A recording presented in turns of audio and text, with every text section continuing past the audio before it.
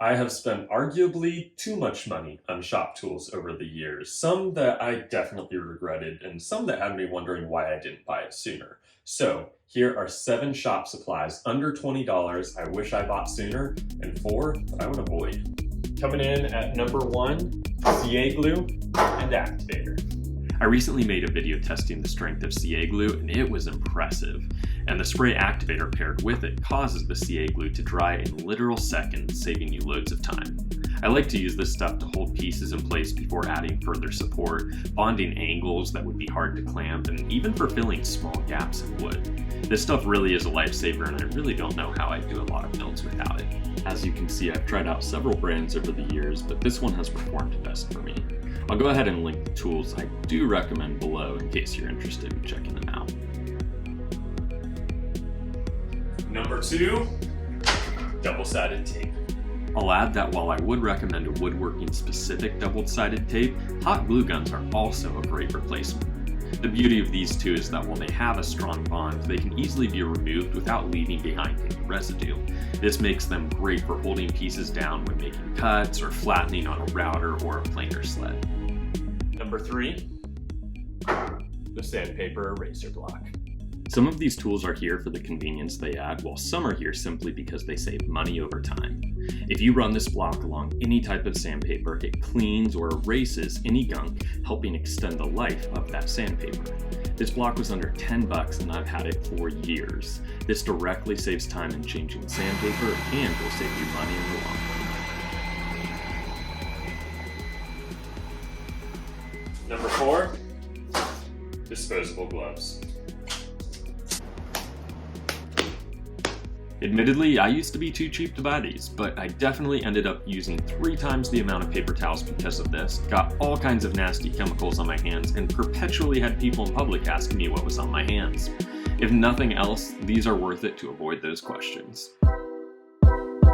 Number 5, this guy right here. I got this kit with all kinds of air hose attachments, but the only one I really use is this tiny targeted nozzle. It's absolutely incredible for all kinds of things, from cleaning up projects before finish, cleaning out small areas like knot holes, cleaning up your shop, and yes, even cleaning up yourself. If you've ever used a lathe, you get it. And number 6, lint-free shop towels. I like to keep regular paper towels for basic cleanup, but high-quality lint-free shop towels come in handy all the time. From cleaning up some hefty messes or even applying wood finishes, from oils to stains, and I've even used it for wipe-on poly, though I'd certainly recommend a high-quality brush for regular poly. With the money saved from buying brushes, this one will definitely end up saving you cash in the long run. And the final shop supply I would recommend is these magnet strips right here. I am far more efficient and happy when my shop is clean and organized, so while you can certainly get by without these, they definitely make life easier. I keep all my most used supplies hanging so I don't have to go rummaging through the endless supply of drill bits just for a quick project, and it's even strong enough to hold heavier objects like hammers. Nifty stuff. Before we move on to items I would not recommend, a quick caveat. While you may be thinking I missed some things here, and that's likely true, I wasn't focused on shop essentials like tape measures, a straight edge, and safety gear. Those are needs. These were non-essentials, but are totally worth it. The first item that I would pass on is specialty marking tools. Marking knives are stupidly expensive woodworking specific pencils. You don't need them. I just use basic pencils and sharpen them on this old school sharpener that doubles as a finger amputator, and I've always been happy with the accuracy of my cuts. Number 2, jigs. Now, I'll admit I've bought various types of jigs that are actually fantastic, but for the most part, the jigs I've bought can also be made, and those are also great. Not only will this save you money, but I think it's great practice and allows you to customize your tools by making them yourself. So when it comes to things like corner clamps, table saw sleds, center finders, etc., I would recommend making over buying.